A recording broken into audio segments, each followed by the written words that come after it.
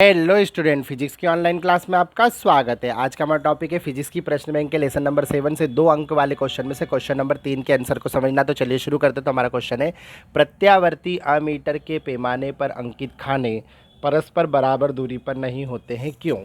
ठीक है, तो इसका आंसर हमको समझना है।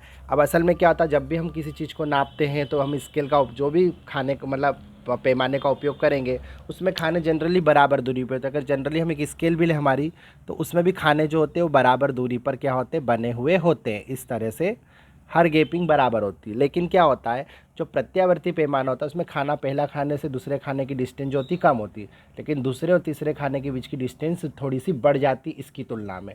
तीसरे से चौथे खाने के बीच की दूरी और ज़्यादा होती है, चौथे से पाँचवें खाने के बीच की दूरी और ज़्यादा होती है, छठे खाने के बीच की दूरी और ज़्यादा होती है, सातवें के बीच की दूरी और ज़्यादा होती है। तो ऐसा क्यों हो रहा है, ये खाने बराबर दूरी पे क्यों नहीं बने जैसे एक नॉर्मल स्केल में बने होते हैं या दूसरे पैमानों में बने होते हैं? तो इसका रीज़न ये होता है कि जो हम प्रत्यावर्ती अमीटर यूज़ कर रहे हैं धारा नापने के लिए, उसमें क्या होता है, तप्त तार मापिक तप्त तारों का उपयोग होता है। मतलब वो ऊष्मी प्रभाव पे आधारित है।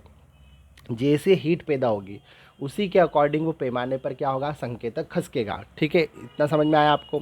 अब क्या होता है कि चालक तार में जो उत्पन्न होती ऊष्मा है वो धारा की दिशा पर निर्भर नहीं करती। धारा किसी भी दिशा में बह रही हो, धारा किसी भी दिशा में बह रही हो, ऊष्मा उत्पन्न होगी ही होगी। ठीक है, और जो उत्पन्न ऊष्मा है वो प्रवाहित धारा के वर्ग के समानुपाती है, वर्ग में चलती है। अब वर्ग कैसे चलता है, ठीक है ना, कि जैसे एक का स्क्वायर तो एक रहता, पर दो का स्क्वायर चार होता है, तो एक और चार के बीच में तीन की गैप हो गई। तीन का स्क्वायर जो हमने जैसे इसकी संख्या एक बढ़ी, दो को तीन बनाया, लेकिन ये चार से सीधे नौ पे पहुंच गया।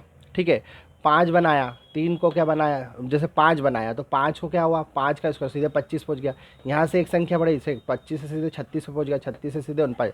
अब देखो 25 और 36 के बीच 11 की गैप है, पर 36 से 49 के बीच में कितनी गैप है, 13 अंकों की, 13 खानों की गैप आ जाएगी ना। तो ये खानों की डिस्टेंस क्या होगी, वर्ग के अनुसार चेंज करना पड़ेगी हमको। ठीक है ना, तो हम बराबर दूरी पे तो रख नहीं पाएंगे उसको। ठीक है ना, वर्ग के अनुसार जितनी उनमें गैपिंग बढ़ेगी उसी अनुसार हमें खानों की भी गैपिंग रखना पड़ेगी। ठीक है, तो प्रत्यावर्ती अमीटर में उत्पन्न विक्षेप धारा के कैसे होता है, वर्ग के समानुपाती होता है।